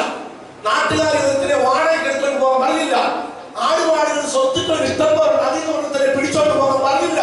പിന്നെയോ നീ സ്നേഹിക്കുന്ന, നിനക്ക് ഇഷ്ടമുള്ള, നിനക്ക് ആർക്കും കൊടുക്കാൻ കഴിയാത്ത നിന്റെ വിലപ്പെട്ടതിനെ, നിന്റെ വിലപ്പെട്ടതിനെ, നിന്റെ കാതലായിട്ടുള്ളതിനെ, നിന്റെ പ്രധാനപ്പെട്ടതിനെ, നിന്റെ വീട്ടിലെല്ലാം ശ്രദ്ധിക്കുന്നതിനെ, നീ സ്നേഹിക്കുന്നതിനെ നിനക്ക് എനിക്ക് വേണ്ടി തരാൻ മനസ്സുണ്ടോ? എന്നിട്ട് പറയാ, ഞാൻ നിന്നോട് കൽപ്പിക്കുന്ന മലയല്ല. ഒത്തിരി മലയുണ്ട്. പക്ഷെ ഞാൻ നിന്നോട് കൽപ്പിക്കുന്ന മലയെ കൊണ്ട് യാത്ര കഴിക്കുന്നു. ശ്രദ്ധിക്കണം, ഞാൻ ദൂതാ മല കേട്ടോ. നമ്മൾ പ്രവാചകന്മാരൊന്നും വരുന്നില്ല. ഇതിനകത്തൂടെ പരിശുദ്ധമോ പ്രാർത്ഥിക്കുമ്പോൾ എന്റെ ഹൃദയത്തിൽ ദൈവവചന ചിന്തകൾ ദൂതുകളുമായി ഞായറാഴ്ച പറഞ്ഞുകൊണ്ടിരിക്കുന്നത് എനിക്ക് ശക്തമായി അറിയാം. ദൈവവാക്യത്തിൽ പറഞ്ഞത് വിടുതലായി തീർന്നുകൊണ്ടിരിക്കുക. പല കുടുംബങ്ങൾക്ക് ഇനി സാക്ഷ്യം കേൾക്കൂല. ഞാൻ പറയട്ടെ, ഭൗതിക നന്മ കിട്ടുന്നതിനേക്കാൾ അപ്പുറമായി ദൈവത്തിന്റെ ആത്മാവ്, പരിശുദ്ധാത്മാവ് ദൈവസഭയോട് ഇടപെടുന്നത് വെറുതെയല്ല. ഇത് ചടങ്ങിന്റെ ഞായറാഴ്ച പ്രസംഗിക്കുന്ന ഭാഗമല്ല. അതിനപ്പുറമായി പരിശുദ്ധാത്മാവ് വ്യക്തമായി വെളിപ്പെടുത്തുന്ന ദൂതിന്റെ ചില മഞ്ഞ അത് പുതിയ കിഴപ്പായിട്ട് കിട്ടും. നീ സ്നേഹിക്കുന്ന, നീ ആർക്കും കൊടുക്കാൻ ഇഷ്ടപ്പെടാത്ത നിന്റെ വിലപ്പെട്ടതിനെ, മറ്റുള്ളവർ ആഗ്രഹിച്ചാൽ പോലും നീ കൊടുക്കാത്തതിനെ ഞാൻ നിന്നോട് ചോദിക്കുക, നിനക്ക് എനിക്ക് തരാൻ മനസ്സുണ്ടോ? ഞാൻ നിന്നോട് പറയുക, ഞാൻ പറയുന്ന മലയിൽ ചെന്ന് നീ എനിക്ക് വേണ്ടി തന്ന് നിനക്ക് ആഗ്രഹിക്കാൻ കഴിയുമോ? ഓ, ഭയങ്കര ചോദ്യമാണ്. ഈ ചോദ്യം കേട്ടാൽ ചിലപ്പോൾ പിന്മാറിപ്പോകും. ഈ ചോദ്യം കേട്ടാൽ ചോദിക്കും, ദൈവമേ ഇതിനാണോ നീ എന്നെ വിളിച്ചത്? ഇതിനാണോ എന്നെ പിന്നോട്ട് എന്നെ ഇങ്ങോട്ട് കൊണ്ടുവന്നത്? ഇതിനാണോ നീ വാഗ്ദത്തം തന്നത്? ഇതിനാണോ ഈ പ്രോമിസ് എന്റെ മേൽ ഇട്ടത്? ഇത് ചോദിക്കാനാണ് നീ നേരത്തെ എന്നോട് ചോദിക്കത്തില്ലായിരുന്നോ വേറെ പലതിനെയും? പക്ഷേ ഏതെങ്കിലും ഒരു സ്ഥലത്തോട്ടല്ല ഞാൻ പറയുന്ന മലയിൽ 22:3 വായിച്ചേ. 22:3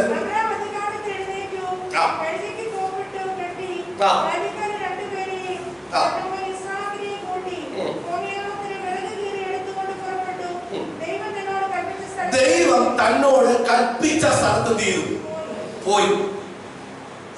ഞാൻ നിന്നോട് കൽപ്പിക്കുന്ന മലയിലോട്ട് പോകാൻ പറഞ്ഞപ്പോൾ യോനാ പ്രവാചകൻ ചെയ്ത പോലെ പോയില്ല. യോന പേടിച്ച് വേറെ ദിക്കിലോട്ട് പോയി, അനുസരണക്കേട് കാണിച്ചു. എന്നാൽ ദൈവത്തിന്റെ ദാസനായ അബ്രഹാം തന്നോട് ദൈവം പറഞ്ഞതുപോലെ താൻ അനുസരിച്ച് വിലപ്പെട്ടതിനെ കൊണ്ട്, ദൈവം പറഞ്ഞ വാക്ക് കേട്ടുകൊണ്ട് എവിടേക്ക് പോയി? ദൈവം കൽപ്പിച്ച സ്ഥലത്തേക്ക് പോയി. 16-ാമത്തെ വാക്യം വായിച്ചു. ഞാനിത് വിശദീകരിക്കല്ല, ഇതിനകത്ത് ദൂതും വചനവും പറയാൻ മാത്രം നിൽക്കുക. 16 നീ ഈ കാര്യം ചെയ്ത് നിന്റെ ഏകജാതനായ അതിനായി മകനെ തരാൻ മടിക്കായതുകൊണ്ട് ഞാൻ പല സന്ദർഭങ്ങളിൽ ഇവിടെ ഈ സഭയിൽ പ്രസംഗിച്ചിട്ടുണ്ട്. നിന്നോട് ഞാൻ ചോദിക്കുന്നു, നിന്റെ വിലപ്പെട്ടതിനെന്താ? ആരും ചെയ്യത്തില്ല, പക്ഷെ നീ തന്നു. തന്നത് മാത്രമല്ല, ഞാൻ നിന്നോട് കൽപ്പിക്കുന്ന മലയിൽ കൊണ്ടുപോയി. നീ ഞാൻ പറഞ്ഞ വാക്ക് കേട്ടു. എവിടേക്കല്ല, കൃത്യമായ സ്ഥലത്തേക്ക് നീ പോയി. എന്റെ വാക്ക് കേട്ടതുകൊണ്ട്, എന്റെ വാക്ക് അനുസരിച്ചത് കൊണ്ട്. മറക്കരുത്, ശീമോൻ പത്രോസ് മനസ്സുമെടുത്ത് വേദനപ്പെട്ട് ഒരു, നമ്മുടെ ഭാഷയിൽ ഞാൻ നേരത്തെ പറഞ്ഞ ഒരു മകനെത്താൻ വേണ്ടിയാൽ പോലും കിട്ടാതെ അവിടെ കിടന്ന് വല കഴുകിയിട്ട് പോകാൻ തുടങ്ങുമ്പോ കക്കയും ചള്ളയും ചപ്പും പായലും ഒക്കെ കഴുകിക്കൊണ്ടിരിക്കുമ്പോ യേശുവോട് പറയാ, പടം നിൽക്കുന്നു പറയാ, പടയിൽ കയറി പ്രസംഗിക്കണം പറയാ, നിങ്ങൾക്ക് എന്തെങ്കിലും കിട്ടിയോ? ഇല്ല, രാത്രി മുഴുവൻ അധ്വാനിച്ച് കിട്ടിയില്ല. ഇനി ഒരു കാര്യം, ഗുരു യജമാനെ, കർത്താവേ, അങ്ങയുടെ വാക്കിന് ഞങ്ങൾ മറികടക്കാം. അബ്രഹാമേ, നീ വാക്ക് കേട്ടു. നിന്റെ വിലപ്പെട്ടതിനെ ചോദിച്ചപ്പോ ദൈവം പറഞ്ഞ വാക്ക് കേട്ടു. ശീമോൻ പത്രോസ് ക്ഷീണിച്ചോ? നിന്റെ വാക്കിന് ഞങ്ങൾ മറികടക്കാം, നിന്റെ ശബ്ദത്തിന് ഞങ്ങൾ മറികടക്കാം. ഞങ്ങൾ വലിയ സമ്പന്നരാ, ഞങ്ങൾ പ്രാപ്തിയുള്ളവരാ, ഞങ്ങൾക്ക് വരവീശാൻ നല്ലവണ്ണം അറിയാം. പെരുത്ത മീൻകൂട്ടത്തെ മുൻകാലങ്ങളിൽ കിട്ടിയിട്ടുണ്ട്. പക്ഷെ കഴിഞ്ഞ രാത്രി എന്റെ മീൻകൂട്ടത്തെ ലഭിക്കേണ്ടതിനെ പലരും തടഞ്ഞു. അതേത് ശക്തിയാണെന്ന് അറിയത്തില്ല, പക്ഷേ തടഞ്ഞതിന്റെ മേൽ നാണം കെട്ടവരായി, മാനക്കേട് സംഭവിച്ചതിനായി വീട്ടിൽ പോകാനല്ല കർത്താവ് ആഗ്രഹിച്ചത്. അതിന്റെ അകത്ത് പെരുത്ത മീൻകൂട്ടത്തെ കിട്ടി. അവർ അങ്ങനെ ചെയ്തതുകൊണ്ട് ആ വലയ്ക്കകത്ത് പെരുത്ത മീൻകൂട്ടത്തെ കിട്ടി. കിട്ടിയത് മാത്രമല്ല, അടുത്തുള്ള പടുകാരെ കൂടെ മാടി വിളിച്ച് ആ വല കീറുമാറായി. അതിനകത്ത് കല്ല് കയറിയിട്ടല്ല, അതിനകത്ത് തടി കയറിയിട്ടല്ല, അതിനകത്ത് മറ്റുള്ള മണ്ണ്, മറ്റുള്ള ആ ഉപയോഗശൂന്യമായ വസ്തുക്കൾ കയറിയിട്ടല്ല, ജീവനുള്ള പിടയ്ക്കുന്ന മത്സ്യങ്ങൾ. ഇന്ന് വിശ്വസിക്കേണ്ട വാക്ക് അനുസരിച്ച ഈ കോവിഡിന്റെ പ്രതിസന്ധിയുടെ നടുവിൽ ഈ ജനുവരി മാസം, ഈ ദിവസവും, ഈ ഞായറാഴ്ച നമുക്ക് പറയാൻ പറ്റും, എല്ലാ കർത്താവിന്റെ വാക്ക് കേട്ട് അനുസരിക്കാൻ തയ്യാറായാൽ, കർത്താവിന്റെ ശബ്ദം കേട്ട് അനുസരിക്കാൻ തയ്യാറായാൽ, നിന്നെ അനുകരിപ്പാൻ പട്ടിണിയായി വിട്ടയക്കാത്ത ഒരു സ്വർഗമുണ്ട്.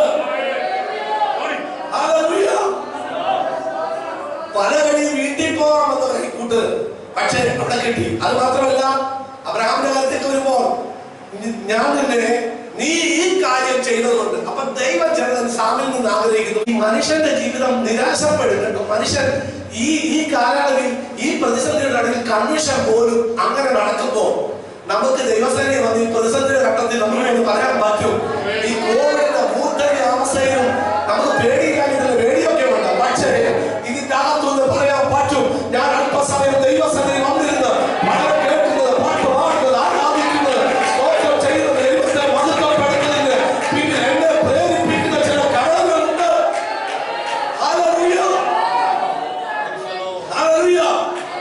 അബ്രഹാമേ, നീ ഈ കാര്യം ചെയ്തതുകൊണ്ട് ഞാൻ നിന്നെ ഐശ്വര്യമായിട്ട് അനുഗ്രഹിക്കും. ഇന്ന് പറഞ്ഞ് ഇവിടെ വന്ന ദൈവമക്കളോട് എനിക്കതാ പറയാനുള്ളത്. നാം ഈ കാര്യം ചെയ്തതുകൊണ്ട് ദൈവം ഐശ്വര്യമായി അനുഗ്രഹിക്കും. കിട്ടണേ എന്നുള്ള പ്രാർത്ഥനയല്ല, ചേർന്ന് ചെയ്യാൻ ദൈവം അതിനെ കുറിച്ച് ആഗ്രഹിക്കുന്നുണ്ട്. ഈ സഭയ്ക്കകത്തുള്ള കൊച്ചു കുഞ്ഞുങ്ങൾ ഉൾപ്പെടെ ദൈവമക്കൾ, പ്രായമുള്ളവർ, ദൈവദാസന്മാർ, എല്ലാവരെ കുറിച്ചും ദൈവം ചേർന്ന് ആഗ്രഹിക്കുന്നുണ്ട്. നിങ്ങൾ ചെയ്യാൻ തയ്യാറായ വചനത്തിലൂടെ ദൈവത്തിന്റെ ആത്മാവിനോട് ഇടപെടുമ്പോൾ നിങ്ങൾക്ക് ചെയ്യാനുള്ള ഡ്യൂട്ടികൾ എന്തെങ്കിലും കാണുന്ന പോലെ ചെയ്യണ്ട. ദൈവമായിട്ടുള്ള ബന്ധത്തിൽ എന്തെങ്കിലും ആണെങ്കിലും നിങ്ങളുടെ ഹൃദയത്തിൽ പ്രേരണ ചെയ്യുന്നത് ചെയ്യൂ. ഇത് പറയട്ടെ, ദൈവം അതിന് പ്രതിഫലം നൽകാൻ വിശ്വാസം. പാസ്റ്ററെ കാണിക്കാനല്ല, സഭയെ കാണിക്കാനല്ല, ദൈവമായിട്ടുള്ള ബന്ധത്തിൽ നിങ്ങൾക്ക് ചെയ്യാനുള്ള ദൗത്യങ്ങൾ, നിങ്ങൾക്ക് ചെയ്യാനുള്ള ഡ്യൂട്ടികൾ താമസിപ്പിക്കാനും ദൈവത്തിന് വേണ്ടി ചെയ്താൽ ദൈവം അതിനേക്കാൾ അപ്പുറമായി അനുഗ്രഹിപ്പാൻ വിശ്വാസന. പത്രോസേ, നീ ശൂന്യമായി വീട്ടിൽ പോകാനല്ല, നീ വലയം മടക്കിക്കൊണ്ടിരിക്കുക, നീ വലയം കഴിഞ്ഞിക്കൊണ്ടിരിക്കുക, നിനക്ക് പോകാൻ ധൃതിയ. പക്ഷെ ഇവിടെ വന്നേക്കുന്ന ആളാണ് നിനക്കറിയാമോ? നിനക്ക് ഇന്ന് കല്യാണ വീട്ടിൽ യേശു ചെന്നു, അതിന് ഒരു കുഴപ്പമില്ലാതെ സജ്ജീകരണം ചെയ്തെടുത്ത കാനാന്റെ വീട്ടിൽ ശൂന്യത വന്ന് കർത്താവ് അവിടെ വന്ന് അടയാളങ്ങൾ ആരംഭമായിട്ട് ചെയ്യുന്നതിന് മുമ്പ് ഒരു വീട്ടിൽ എന്തോ ഒരു ബോധവും ഇല്ലാതാണ് ഓരോ കാര്യം ചെയ്യുന്നത്. എല്ലാ ക്രമീകരണങ്ങളും നന്നായി ചെയ്യുന്നുണ്ട് ആ വീട്ടുകാരൻ. ഏറ്റവും പ്രധാനപ്പെട്ട കാര്യത്തിന് അവിടെ പോരായ്മ വന്നു, വീടിന് പോരായ്മ വന്നു. യേശു അവിടെ വന്നു, ക്ഷയിക്കപ്പെട്ടു, എല്ലാവരും ഉണ്ട്. എന്തുകൊണ്ട് അവിടെ വന്നു, എന്തുകൊണ്ട് അവിടെ സംഭവിച്ചു നോക്കണേ. കർത്താവ് വരുന്നതിന് മുമ്പായി ചില കാര്യങ്ങൾ തടസ്സങ്ങൾ ഉണ്ടായാൽ, ചില വിലക്കുകൾ ഉണ്ടായാൽ, ചില പരിമിതികൾ ഉണ്ടായാൽ, ചില ശൂന്യതകൾ ഉണ്ടായാൽ, അത് കർത്താവിന്റെ മഹത്വം വെളിപ്പെടുത്താനാണെന്ന് തിരിച്ചറിഞ്ഞുകൊണ്ട് ഇന്ന് ദൈവത്തെ മഹത്വപ്പെടുത്തിക്കോണം. അയ്യോ എന്തോ ശൂന്യതയാ, എന്തോ ദുരിതമാ, പ്രാക്കും അലയും വിളിച്ചുകൊണ്ടിരിക്കാനല്ല ദൈവം നമ്മളെ വിളിച്ചത്.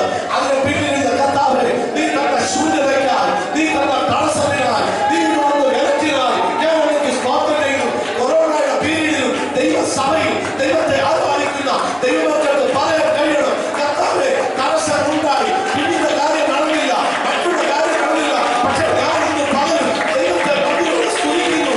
കർത്താവേ എല്ലാം നന്മയ്ക്കായി ചെയ്യാൻ അങ്ങേക്ക് കഴിയുമല്ലോ. ശബ്ദരാധന യേശുവിന്റെ നാമത്തിൽ ചില തടസ്സങ്ങൾ, ചില ശൂന്യതകൾ, ചില പോരാട്ടങ്ങൾ പഴയതിനകത്ത് വന്നിട്ടുണ്ടോ? ഇന്ന് മുതൽ പരിശുദ്ധാത്മാവ് ദൈവസഭയോട് പറയാ, ഈ നാമത്തിൽ സ്തോത്രം പറഞ്ഞു. ഓ ഹല്ലേലൂയ. പരിശുദ്ധാത്മാവ് വിളിച്ചു പറയുക, ദൈവത്തിന്റെ ആത്മാവ് ഇടപെടുക, ഇന്ന് പറയുക നടക്കുക, ചുരുക്ക കൂട്ടത്തോട് 100 ലക്ഷത്തോട് ദൈവത്തിന്റെ ആത്മാവ് സംസാരിക്കുക. സാധാരണഗതി ശൂന്യത വരുമ്പോ തലക്കല്, ശൂന്യത വരുമ്പോ വിമർശിക്കും, ശൂന്യത വരുമ്പോ പാലിക്കും, ശൂന്യത വരുമ്പോ ദേഷ്യം വരും, ശൂന്യത വരുമ്പോ എല്ലാവരും പകരും, ശൂന്യത വരുമ്പോ മക്കളെ കാണാൻ ഇഷ്ടമില്ല, ഭാര്യയെ കാണാൻ ഇഷ്ടമില്ല, മറ്റവരെ കാണാൻ ഇഷ്ടമില്ല, സഭയുടെ പാസ്റ്റോട് കാണാൻ ഇഷ്ടമില്ല. ശൂന്യത വരുമ്പോഴത്തേക്ക് പിറുപിറുപ്പാ. വാക്കിന് വലയെടുക്കാൻ കഴിവുണ്ടോ? വാക്കിന് വലയെടുക്കാൻ മനസ്സുണ്ടോ? ഇന്ന് പറയാ, വാക്കിന് വലയെടുക്കണം. ചിലത് വിട്ടിട്ട്, ചിലത് ഇടപെടി പോയിട്ട്, ചിലത് അങ്ങനെ പെട്ടെന്ന് ഇത് പറഞ്ഞാൽ ദൈവത്തിന്റെ ആത്മാവ് ദൈവസഭയോട് പറയാ, ചില നിലപ്പെട്ടത് ചിലപ്പോ സമയമായിരിക്കാം വിലപ്പെട്ടത്, ചിലപ്പോ ചില കാര്യങ്ങളായിരിക്കാം വിലപ്പെട്ടത്. അതിന്റെ വഴി ദൈവത്തിന്റെ ആത്മാവ് എനിക്ക് വേണ്ടി നിൽക്കുക. ഓ ഹല്ലേലൂയ. സ്തോത്രം, സ്തോത്രം, സ്തോത്രം, സ്തോത്രം, സ്തോത്രം, സ്തോത്രം, സ്തോത്രം. ഈ നൂറ് അന്തരീക്ഷത്തിൽ മാത്രമല്ല, ഇന്ന് ഇവിടെ ചലിക്കുന്നുണ്ട്, ഈ നൂറ് വിടുതലാക്കിയിരുന്നുണ്ട്, ഇന്നത്തെ പരിശുദ്ധാത്മാവിനെ കാണുകയാണ്. ഓ സ്തോത്രം, സ്തോത്രം, സ്തോത്രം, സ്തോത്രം. യേശുവിന്റെ അധികാരമുള്ള നാമത്തിൽ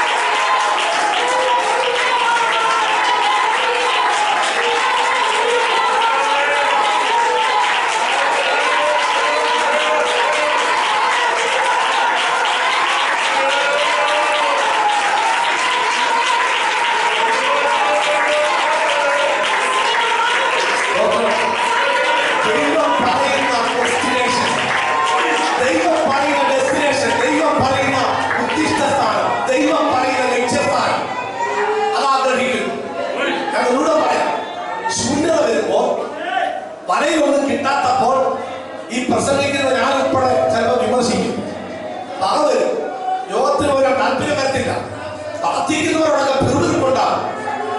കോവിഡ് കൂടുമ്പോൾ എന്തോ ദൈവം ചോദിക്കും. ബൈബിൾ പറഞ്ഞിട്ടുണ്ട് ഇതൊക്കെ കൂടും, പകർച്ചയാൽ വർദ്ധിക്കും. ഇതൊക്കെ ഈറ്റുനോവിന്റെ ആരംഭമാണ്. ദൈവം തീരുമാനിക്കണം. ഇതൊക്കെ ഈറ്റുനോവിന്റെ ആരംഭമെന്ന് കർത്താവിന്റെ വരവിന്റെ ഒരു ലക്ഷണമാണ്. നമുക്ക് ദൈവത്തിന് മാറ്റാൻ പറ്റും. പക്ഷേ ദൈവത്തിന്റെ വചനം വിശ്വാസികൾക്ക് ദൈവത്തെ ആരാധിക്കുന്നവർക്ക് കൃത്യവും വ്യക്തവുമായി നൽകിയിട്ടുണ്ട്. ദൈവത്തിന് തെറ്റുപറ്റിയിട്ടില്ല. ആ ഡെസ്റ്റിനേഷൻ ദൈവം പറയുന്നുണ്ട്. എന്താ? നീ പെരുത്ത ഇന്ന് പകരം പറഞ്ഞത് ഈ ശൂന്യത തടസ്സം വരുമ്പോൾ അങ്ങോട്ടും ഇങ്ങോട്ടും നോക്കി ചോറിനായിരിക്കുമ്പോൾ വിമർശിച്ചുകൊണ്ടിരിക്കേണ്ടത്. എന്തുവാ എത്ര നാൾ നമ്മൾ അധ്വാനിച്ചിട്ട് രാധാനും അണിക്കാൻ വഴി അണയുമ്പോൾ ഞാനും അങ്ങനെ അറിയാതെ പറഞ്ഞിട്ടുണ്ട് കേട്ടോ. വഴി അണയപ്പെടുമ്പോൾ ഞാനും അറിയാതെ പറഞ്ഞിട്ടുണ്ട്. അയ്യോ എന്തോ അർത്ഥം ദൈവത്തിലേക്ക് അറിയാതല്ല, ഇന്ന് വരെ തോന്നിയിട്ടില്ല, അതൊരു പരാജയം തോന്നിയിട്ടില്ല ഇന്ന നിമിഷം വരെ. പക്ഷെ ഞാൻ പറയട്ടെ, ചിലപ്പോഴൊക്കെ എന്തെങ്കിലും വീട്ടിനകത്തൊരു സാമ്പത്തിക ബുദ്ധിമുട്ട് ഞെരിക്കാം, അല്ലെങ്കിൽ ഒരു പ്രാവശ്യം ഒരു ലോൺ അടയ്ക്കാൻ പൈസ പറയുമ്പോൾ കുഞ്ഞിനൊരു അഡ്മിഷൻ സ്റ്റോപ്പ് ആകുമ്പോൾ കിട്ടാതെ വരുമ്പോൾ ഒരു അസുഖം പിടിക്കുമ്പോൾ പെട്ടാതെ നമ്മൾ നിലവിളിക്കുക. എന്താ വര കഴിക്കൊണ്ടിരിക്കുന്ന പത്രോസിനോട് കുട്ടി ചോദിച്ച് അവർ ചാടി കർത്താവിന് എടുക്കരുത് പറയുക. അങ്ങയുടെ വാക്കിൽ മല ഇറങ്ങാൻ കർത്താവേ. ഇഷ്ടപ്പെട്ടതിനെ വീട്ടിൽ വിലപ്പെട്ടതിനെ ചോദിച്ചപ്പോൾ അബ്രഹാം പറയുക, ഇന്നാ എന്റെ മകനെ കൊണ്ടുപോവാ പറയുന്ന മകനിലേക്ക് കൊണ്ടുപോവാ. എനിക്ക് നിന്റെ മോനെയൊന്നും വേണ്ട കേട്ടോ, എനിക്ക് നിന്റെ മകനൊന്നും വേണ്ട. പക്ഷെ നിന്റെ മനസ്സ് കാണാൻ നീ നിന്റെ ഏകജാതനായ, നീ സ്നേഹിക്കുന്ന, നീ ഇഷ്ടപ്പെടുന്ന, നീ ആർക്കും കൊടുക്കാൻ താല്പര്യമില്ലാത്ത നിന്റെ മകനെ എനിക്ക് തരാൻ മടി കാണിക്കാത്തത് കൊണ്ട് ഞാൻ നിന്നെ ഐശ്വര്യമായിട്ട് അനുഗ്രഹിക്കും. പത്രോസിന്റെ വാക്യം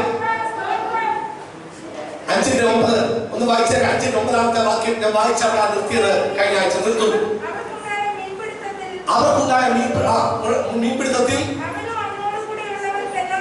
അവനും ശീമോനും അവനോടുകൂടെ ഉള്ളവർക്കെല്ലാം സംഭ്രമം പിടിച്ചിരുന്നു. സംഭ്രമം എന്താ? അവർക്കൊരു ഭയം, പല കാര്യങ്ങളോടെ ഉണ്ടായി കേട്ടോ. അതുകൊണ്ട് ഞാൻ പറഞ്ഞു ഒന്ന് നിർത്താൻ ആഗ്രഹിക്കുന്നു. അവിടെ പല കാര്യങ്ങളുണ്ടായി. ഒന്ന്, ഇതെല്ലാം കണ്ടിട്ട് പത്രോസ് ചെയ്ത കാര്യമാണ് ഈ സംഭവം ഉണ്ടായത്. ഒന്ന്, പത്രോസ് യേശുവിന്റെ കാൽക്കൽ വീഴും. 2, പാവിയാണെന്ന് സമ്മതിക്കുന്നു. 3, കർത്താവിനെ കുറിച്ച് ഭയപ്പെടുന്നു. 3 കാര്യങ്ങൾ. ഇതെല്ലാം അതിനപ്പം ഒരുത്തിന് മനസ്സിലാകുന്നുണ്ട്. കർത്താവേ ഞാൻ പാവിയാണെന്ന് പറഞ്ഞ് കർത്താവിന്റെ കാൽക്കൽ വീഴും. ഇത് കണ്ടപ്പം തുള്ളിച്ചാടി പോയില്ല. ഈ അത്ഭുതം ദൈവം ഈ പെരുത്ത മീൻകൂട്ടത്തെ ഇന്നലെ രാത്രി മുഴുവൻ കിട്ടാത്ത ആ രംഗത്തിൽ കഠിനാധ്വാനം ചെയ്തിട്ടും ഒരു അത്ഭുതം നടക്കാതെ ഒറ്റ ഒരാളെ വാക്കിന് വലയിട്ടപ്പോ അവിടെ ചിന്ത അപ്പുറത്തെ പടകാരുള്ള എന്തുവാ ഭയങ്കരം, ഇതെന്തോ സംഭവം. അവർക്ക് പോലും വിശ്വസിക്കാൻ പറ്റും. നിന്റെ കൂടെ കൂട്ടുകാരന് തോളെ കൈയിട്ട് നടന്ന വാക്യമുണ്ടല്ലോ, പെന്തക്കോസ്തുകാരൊക്കെ പുച്ഛിച്ചോ. നീ ആത്മാർത്ഥമായി ദൈവത്തിൽ നിന്ന് നീ പോയ ദൈവം വലിയവരാണെന്ന് പറയാൻ ദൈവം വഴി. ഇത് പറയട്ടെ, തെക്കോട്ട് വടക്കോട്ട് നടക്കുന്നവരുടെ കാര്യമല്ല.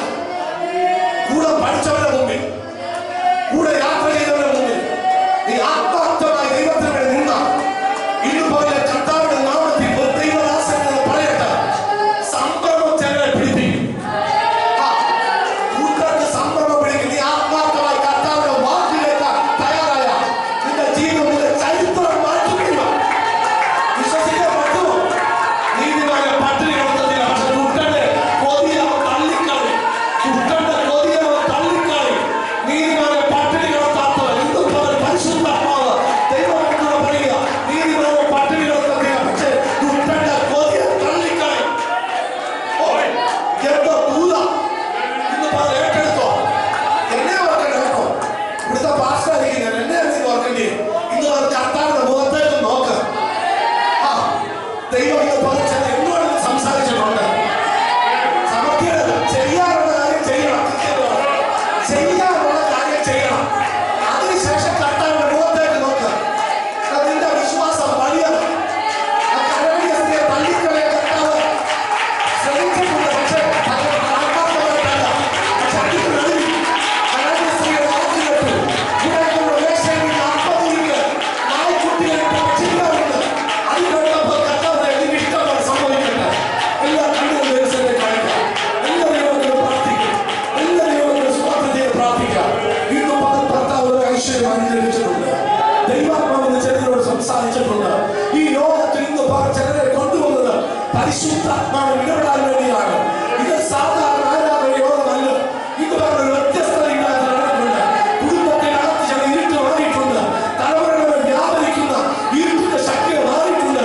നീ ദൈവത്തിന്റെ മണ്ണിൽ മഹത്വം കൊടുക്കുമ്പോ, ദൈവത്തിന് വേണ്ടി സമയം ചെലവഴിക്കുമ്പോ, ആത്മാർത്ഥമായി ദൈവത്തിന് വേണ്ടി ജീവിതത്തെ മാറ്റിവെക്കുമ്പോ ദൈവം ചേർന്ന് വഴിയോട്ടയാകും.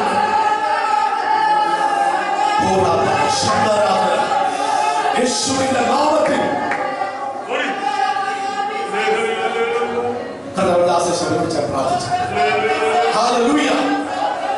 സ്വതന്ത്രം സ്വതന്ത്രം സ്വതന്ത്രം സ്വതന്ത്രം സ്വതന്ത്രം.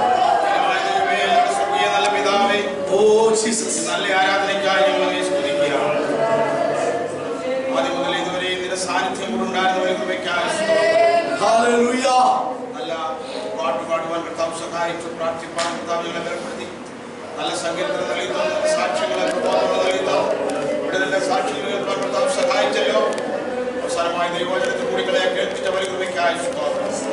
നിന്റെ വാക്കിൽ വലയിടും, നിന്റെ വാക്കനുസരിപ്പാൻ ഒരുക്കത്തോടെ ദൈവസ്ഥലം കടന്നിരുപ്പാൻ, ഞങ്ങളെ വിടുവിക്കുന്ന ഒരു കർത്താവുണ്ടെന്ന് ഗുണമായി വിശ്വസിപ്പാൻ, ദേശത്ത് മാനിക്കുന്ന ഒരു കർത്താവുണ്ടെന്ന് വിശ്വസിപ്പാൻ, കർത്താവേ ദൈവത്തിന്റെ ഇഷ്ടത്തിന് ഒത്തവണ്ണം ജീവിപ്പാൻ, നിന്റെ വാക്കിന് ഒത്തവണ്ണം അല്ലെങ്കിൽ വലയിറക്കി വിടുതലുകളായിപ്പാൻ കർത്താവ് ഇടയാക്കണമേ. നീ ഏത് പറഞ്ഞാലും അതുപോലെ ചെയ്യുവാനുള്ള കൃപ ഈ ദിവസങ്ങൾക്ക് തരുവാനാകണമേ കർത്താവ്. കഴിഞ്ഞ ദിവസങ്ങളിലൊക്കെ ഞങ്ങളുടെ ജീവിതത്തിൽ കിടന്ന എല്ലാ കുറവുകളും ക്ഷമിക്കണമേ, ചോരയാൽ കഴുകണമേ, ശുദ്ധീകരിക്കണമേ.